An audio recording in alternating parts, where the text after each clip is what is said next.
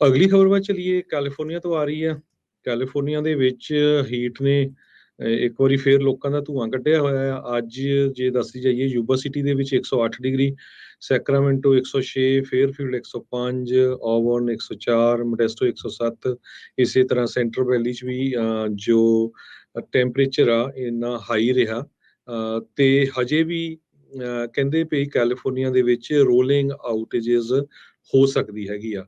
ਕੱਲ ਬਚ ਗਏ ਕੁਝ ਏਰੀਏ ਦੇ ਵਿੱਚ ਜਿਹੜੀਆਂ ਸੀਗੀਆਂ ਹੋਈਆਂ ਸੀਗੀਆਂ ਇਲੈਕਟ੍ਰਿਸਿਟੀ ਆਊਟੇਜ, ਪਰ ਬੜੀ ਜਲਦੀ ਹੀ ਉਹ ਵਾਪਸ ਔਨ ਹੋ ਗਈ ਸੀਗੀ। California office of emergency services ਨੇ ਐਮਰਜੈਂਸੀ ਅਲਰਟ ਲੋਕਾਂ ਨੂੰ ਫੇਰ ਇੱਕ ਵਾਰੀ ਭੇਜੇ ਹੈਗੇ ਆ ਵੀ ਤੁਹਾਡੇ ਏਰੀਏ ਦੇ ਵਿੱਚ ਬਿਜਲੀ ਜਾ ਸਕਦੀ ਹੈਗੀ ਆ।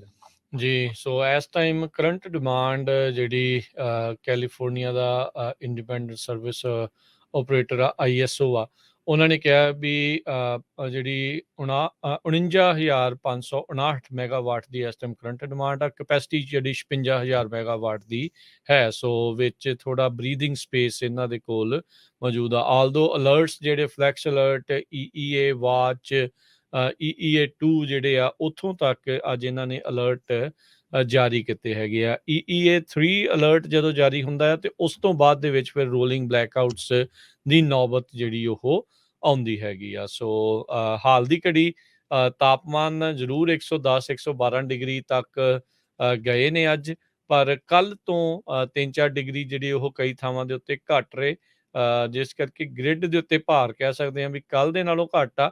ਪਰ ਇਹ 2 ਦਿਨ ਹੋਰ ਅਗਲੇ ਜਿਹੜੇ 110 ਡਿਗਰੀ ਦੇ ਇਰਦ ਗਿਰਦ ਤਾਪਮਾਨ ਜਿਹੜੇ ਉਹ ਰਹਿਣ ਦੇ ਅਸਾਰ ਹੈਗੇ ਨੇ, ਜਿਸ ਕਰਕੇ ਜਿਹੜੀ ਡਿਮਾਂਡ ਆ ਉਹ ਲਗਾਤਾਰ ਆ ਇਸ ਨੂੰ ਪੂਰੀਆਂ ਕਰਨ ਦੇ ਵਿੱਚ ਗ੍ਰਿਡ ਦੇ ਉੱਤੇ ਭਾਰ ਜਿਹੜਾ ਬਰਕਰਾਰ ਰਹੇਗਾ।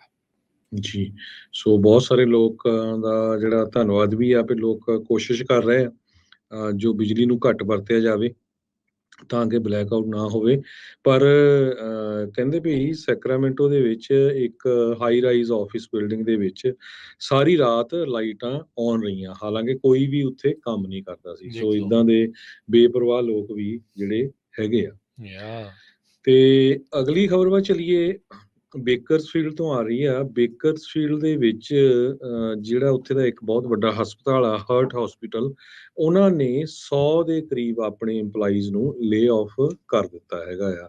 ਉਹ ਕਹਿੰਦੇ ਵੀ ਅਸੀਂ ਆਪਣੇ ਪੇਸ਼ੈਂਟਸ ਨੂੰ ਬੈਟਰ ਜਿਹੜੀ ਸਰਵਿਸ ਦੇਣਾ ਚਾਹੁੰਦੇ ਆ ਤੇ ਅਸੀਂ ਫੋਕਸ ਕਰਨਾ ਚਾਹੁੰਦੇ ਆ ਸਪੈਸ਼ਲਾਈਜ਼ਡ ਸਰਵਿਸਿਜ਼ ਦੇ ਉੱਤੇ। ਇਸ ਕਰਕੇ 100 ਦੇ ਕਰੀਬ EMPLOYEES ਨੂੰ ਲੇ ਆਫ ਕੀਤਾ ਗਿਆ ਹੈਗਾ, ਜਿਨ੍ਹਾਂ ਦੇ ਵਿੱਚ ਡਾਕਟਰਸ ਵੀ ਹੈਗੇ ਆ, ਨਰਸਸ ਵੀ ਹੈਗੀਆਂ ਆ, ਹੋਰ ਫੂਡ ਵਾਲੇ ਏਰੀਏਜ਼ ਜੋ ਲੋਕ ਕੰਮ ਕਰਦੇ ਆ, ਮੇਨਟੇਨੈਂਸ ਏਰੀਏ ਦੇ ਵਿੱਚ ਵੀ ਜੋ ਲੋਕ ਕੰਮ ਕਰਦੇ ਉਹਨਾਂ ਨੂੰ ਵੀ ਲੇ ਆਫ ਕੀਤਾ ਗਿਆ।